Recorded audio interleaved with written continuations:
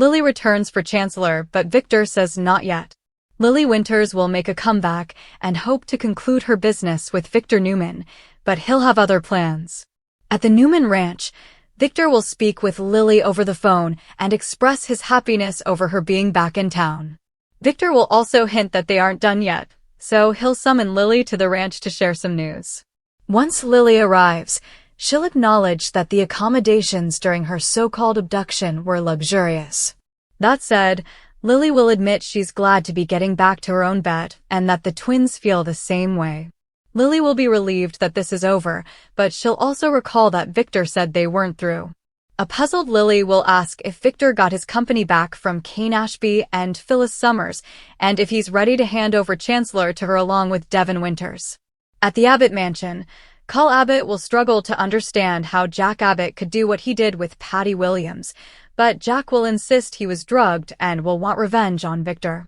Although Jack will worry about his marriage, Cull will give him a pep talk and hope that Diane Jenkins Abbott can forgive him eventually. At the GCC on Thursday's YNR episode, Patty will run into Diane and gloat about her night with Jack. Since Diane is staying at the athletic club now, Patty will assume it's because of her. Patty will imply that she's going to land back in Jack's bed soon and will deny that any drugging was involved on the yacht. However, Diane will call Patty psychotic and delusional as they face off. Nikki Newman will be horrified at the sight of Patty and will question how she got out of her psychiatric facility. Once Patty saunters off, Nikki and Diane will realize they're both staying at the GCC due to relationship issues. Nikki will try to figure out what went down, but Diane will snap that Nikki should go ask Jack and bond with him over their broken marriages. After Cull shows up and tries to put the blame on Victor, he'll hope Diane can forgive Jack with time and space. Diane won't seem certain that she can since time and space won't change what Jack did.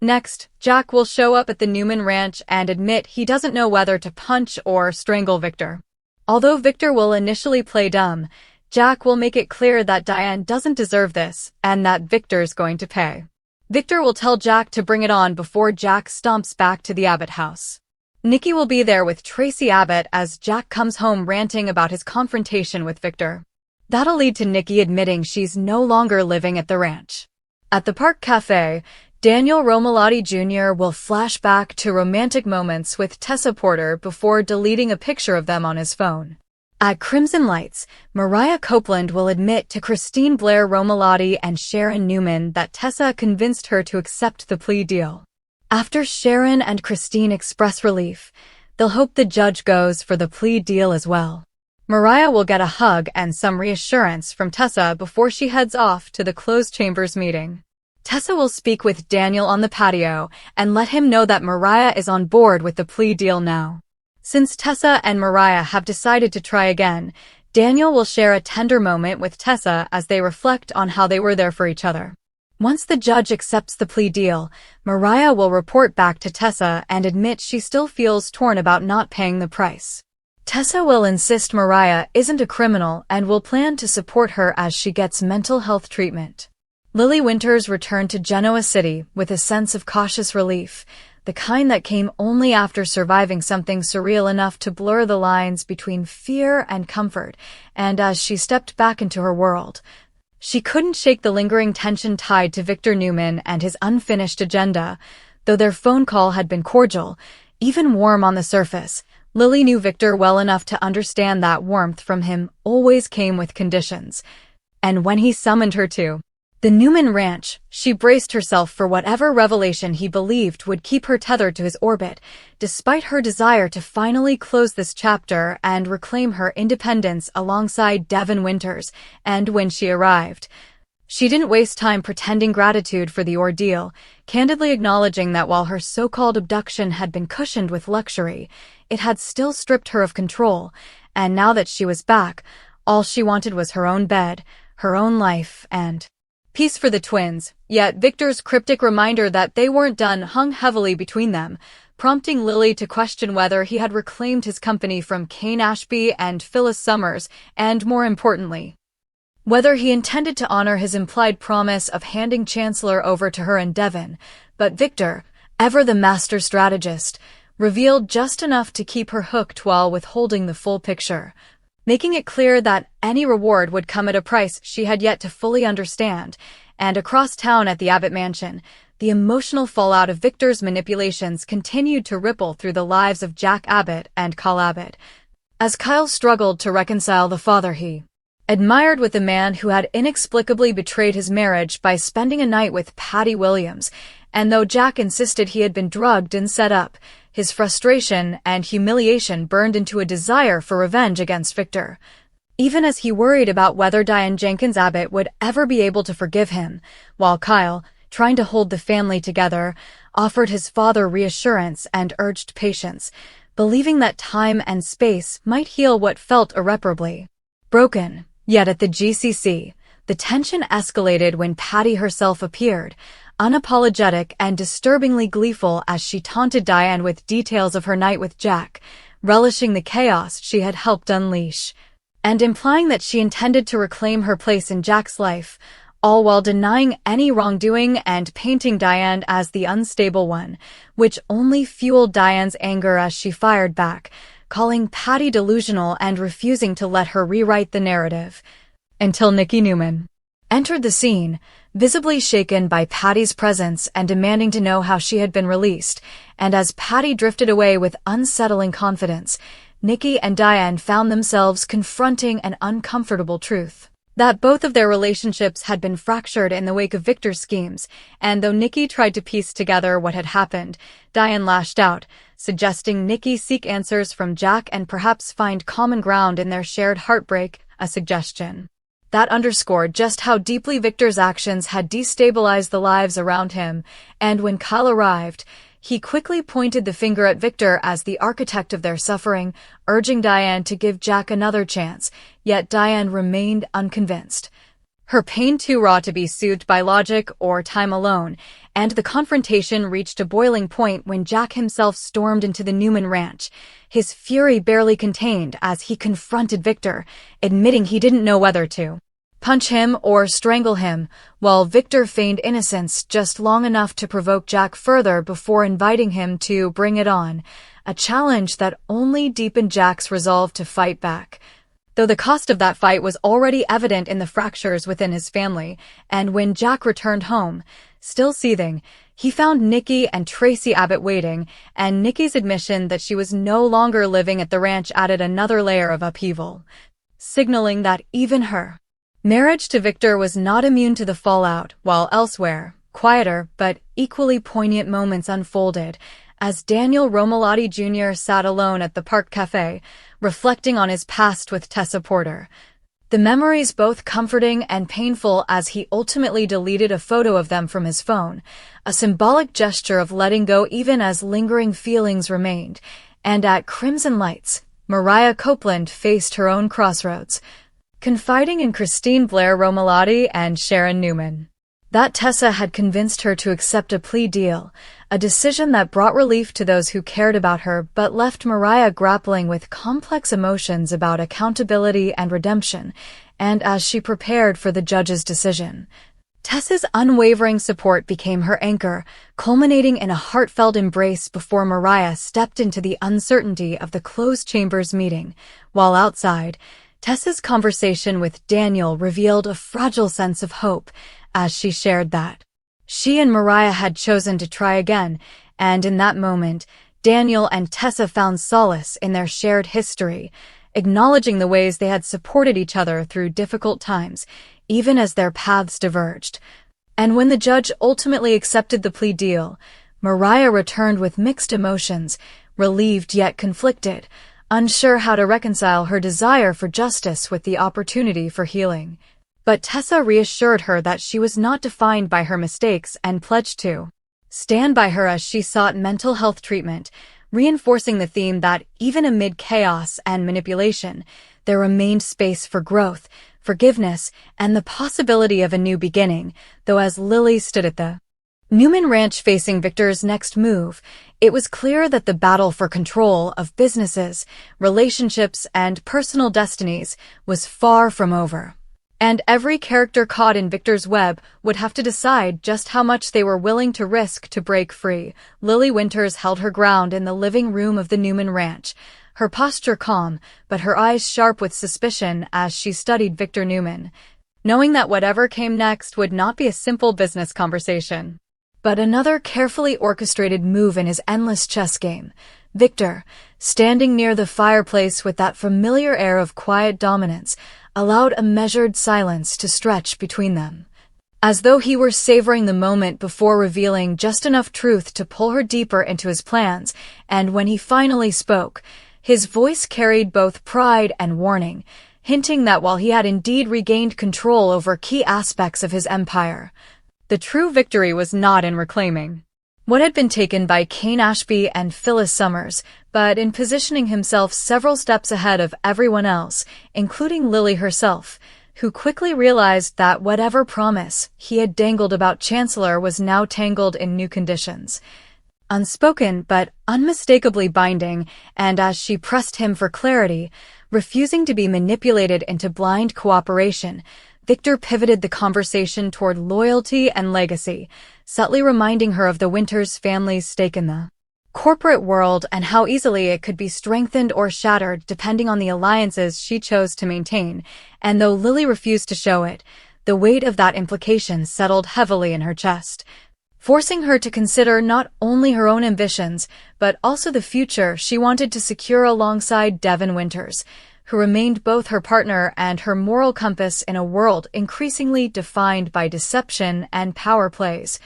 And across town at the Abbott mansion, the emotional storm brewing within Jack Abbott showed no signs of easing as he paced restlessly, replaying his confrontation with Victor and the devastating look on Diane Jenkins Abbott's face when she confronted him about his supposed betrayal. The memory gnawing at him with relentless intensity, and despite Kyle Abbott's efforts to reassure him that the truth would eventually prevail, Jack struggled to believe that any explanation could undo the damage already done, particularly with the lingering presence of Patty Williams, whose erratic behavior and unapologetic taunts had turned a private nightmare into a public scandal. And as Jack poured himself a drink, his frustration gave way to a quieter, more dangerous resolve, one that signaled he was no longer content to react to Victor's schemes, but was preparing to strike back in a way that would leave no room for ambiguity. While at the Grand Phoenix Athletic Club, Diane sat alone, her composure carefully maintained even as her thoughts spiraled through a maze of anger, betrayal, and doubt. And when Nikki Newman joined her, the tension between them was palpable, shaped not only by their shared history but also by the realization that both had been hurt by the same man in different ways. And though Nikki initially approached the conversation with a sense of cautious empathy, it quickly became clear that neither woman was ready to fully lower her defenses, especially as Diane wrestled with the possibility that Jack's insistence on being drugged might be true, a possibility that complicated her anger even as it refused to erase the pain. And Nikki, grappling with her own crumbling marriage, found herself caught between defending Victor out of habit and acknowledging the undeniable pattern of manipulation that had defined so much of their lives. And meanwhile, at Crimson Lights, Mariah Copeland sat with Tessa Porter, the quiet intimacy between them offering a stark contrast to the chaos unfolding elsewhere. And though the judge's acceptance of the plea deal had brought a sense of relief, Mariah couldn't shake the feeling that she had escaped consequences she might have deserved, a guilt that lingered beneath her gratitude and made it difficult to fully embrace the second chance she had been given. Yet Tessa remained steadfast, reminding her that growth and healing were not about punishment, but about accountability and change. And as they talked, their renewed commitment to each other began to take on a deeper meaning, one rooted not in perfection but in resilience. While nearby, Daniel Romalotti Jr. watched from a distance, his emotions a complicated mix of nostalgia and acceptance as he observed the bond between Tessa and Mariah, realizing that while his chapter with Tessa had closed, it had not been without purpose, and that the support they had offered each other during difficult times would always remain a part of who they were. And back at the Newman ranch, the conversation between Lily and Victor reached a turning point as Victor finally laid out the contours of his plan, revealing that while Chancellor could indeed be within Lily's grasp, it would require her to take a more active role in his ongoing battle against those who had dared to challenge him. a proposition that immediately raised red flags for Lily, who had no intention of becoming a pawn in Victor's vendettas, and as she challenged him, asserting her independence and refusing to be drawn into his schemes without full transparency, Victor responded with a rare hint of admiration, acknowledging her strength even as he warned that walking away from this opportunity could have consequences she might not be prepared to face, and in that moment, Lily understood that this was not simply a business deal but a test of her resolve, one that would define her position in Genoa City's intricate web of power for years to come, and as she left the ranch, her mind raced with possibilities and risks, knowing that whatever choice she made would ripple through her relationships and ambitions. While at the Abbott mansion, Jack's determination hardened into action as he began to piece together a strategy to expose Victor's manipulation. Drawing on both his instincts and the support of those who still believed in him, including Kyle, who stood by his father not out of blind loyalty, but out of a conviction that the truth deserved to be fought for, and as night fell over Genoa City, each character found themselves at a crossroads, their paths shaped by the choices they had made and the secrets they carried, with Lily caught between opportunity and autonomy, Jack driven by a need for justice, Diane grappling with trust and betrayal, Nikki questioning the foundation of her marriage, and Mariah and Tessa cautiously embracing a future built on honesty and healing, all of them connected by the unseen threads of Victor's influence, which continued to weave through their lives in ways both subtle and profound, ensuring that even as some wounds began to heal, new conflicts were already taking shape, waiting to erupt in the days to come. As the tension across Genoa City deepened, Lily Winters found herself unable to simply walk away from what Victor Newman had set in motion. Even though every instinct told her that accepting any deal from him came with strings far more dangerous than they first appeared, back in her own space, away from the imposing walls of the ranch, she replayed every word Victor had said, analyzing not just his promises, but the pauses, the implications, the veiled warnings, and she realized that this wasn't just about Chancellor or reclaiming power. It was about control, about Victor ensuring that everyone in his orbit remained exactly where he wanted them, and that realization pushed Lily to reach out to Devin Winters,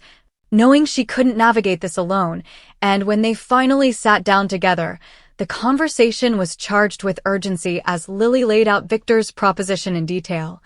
her voice steady but laced with frustration as she admitted that part of her was tempted, not because she trusted Victor, but because the opportunity itself was too significant to ignore. While Devin listened carefully, his expression tightening as he considered the risks, reminding her that Victor never gave anything away without expecting something far greater in return, and that aligning with him, even temporarily, could pull them into a conflict that would be nearly impossible to escape. Yet, even as he warned her, Devin couldn't deny that the possibility of securing Chancellor for themselves represented a turning point for their family's legacy, creating a tension between caution and ambition that neither of them could easily resolve. And elsewhere, Jack Abbott began putting his plan into motion,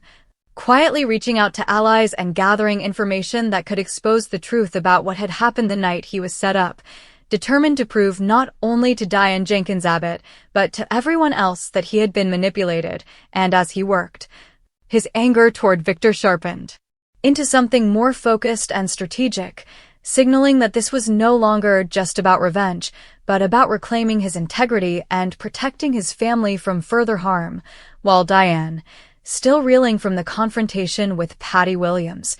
struggled to find clarity amid the emotional chaos, her mind caught between the pain of betrayal and the faint, persistent doubt that Jack might be telling the truth, a doubt that refused to disappear no matter how much she tried to suppress it. And at the same time, Nikki Newman found herself confronting an unfamiliar reality, one in which her unwavering faith in Victor was beginning to crack under the weight of his actions,